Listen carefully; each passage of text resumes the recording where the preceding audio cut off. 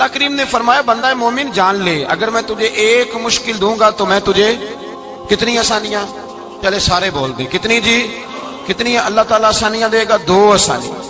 ہم لوگ اچھا جب ہمارا ذہن بن جاتا ہے نا کمزوری کا، ہمارا جب مزاج بن جاتا ہے مایوسی کا، پھر معاملہ ذرا ہمارے لیے گمبھیر ہو جاتا ہے۔ اگر ہم یہ ذہن بنائے نا کہ مشکل میرے اللہ کی طرف سے آئی ہے تو وہ مجھے آسانی بھی ضرور عطا کرے گا، تو پھر اللہ ضرور ہی آسانیاں عطا فرماتا ہے۔ اور جو مشکلات زندگی میں آتی ہیں نا، حضرت مولا علی شیر خدا رضی اللہ تعالیٰ عنہ کا بڑا خوبصورت فرمان ہے۔ حضرت علی فرماتے ہیں جب تجھے مشکل آتی ہے تو وہ تجھے رب کا پتہ بتانے آتی ہے، وہ تجھے اللہ کا پتہ بتاتی ہے۔ اس لیے کہ جب تو سارے اسباب کر لیتا ہے، جو ضرورت ہوتی ہے پوری کرتا ہے، تندرست ہو کے وہ کام کرتا ہے، پھر بھی کام نہیں ہوتا، تو اس کا مطلب ہے کرنے والا تو نہیں، کرنے والا کوئی اور ہے جو کام کرنے والا، کوئی اور ہے۔ تو عزیز بھائی یاد رکھیں، ہر مشکل کے ساتھ اللہ نے آسانی رکھی ہوتی ہے۔ اگر اللہ تبارک و تعالیٰ بیماری عطا کرے تو اس کے ساتھ اللہ پھر جو تندرستی دیتا ہے وہ بھی بڑی اعلیٰ عطا فرماتا ہے۔ اگر اللہ کبھی غربت دے تو پھر اس کے بعد جو اللہ تعالیٰ آسانی دیتا ہے وہ بھی بڑی اعلیٰ عطا فرماتا ہے۔ اگر کہیں سے آپ کو دکھ ملتے ہیں تو پھر جب سکھوں کا وقت آتا ہے تو پھر گنے نہیں جاتے۔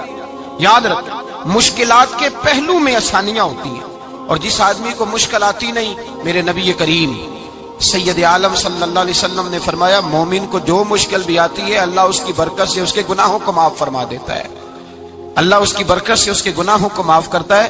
یہاں تک کہ حضور نے فرمایا میرے مومن کو کانٹا بھی چبھے تو اللہ تعالیٰ اس کی مشکل کو آسان فرما دیتا ہے۔ 2 بزرگ بیٹھے تھے، ایک حضرت احمد رحمت اللہ علیہ اور ایک حضرت شرف الدین منیری رحمت اللہ علیہ۔ تو حضرت شرف الدین منیری کہنے لگے کہ دوست اصل میں وہ ہوتا ہے جو دوست کی طرف سے آنے والی تکلیف پر صبر کرے، جو اللہ کی طرف سے آنے والی تکلیف پہ صبر کرے وہ اللہ کا محبوب ہوتا ہے۔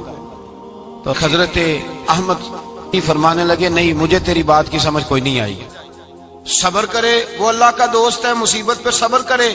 تو کہا جناب پھر اگر نہیں سمجھ آئی تو آپ بتا دیں اللہ کا دوست کون ہے؟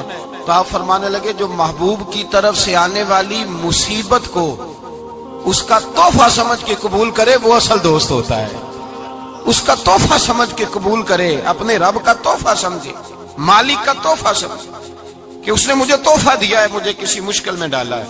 تو رب کریم بلا مثال و بلا تشبیہ سمجھانے کے لیے اللہ جب کسی کو مشکل میں ڈالتا ہے، کافروں کو تو اس نے موجیں کرائی ہوئی ہے، بڑی بڑی سہولتیں دی ہوئی ہیں، مشکل میں ڈب بھی ڈالتا ہے، اپنے نیک بندوں کو ہی ڈالتا ہے۔ نمرود اور فرعون کے پیروں میں کانٹا بھی نہیں چبھتا تھا، ان کو تکلیف نہیں آتی۔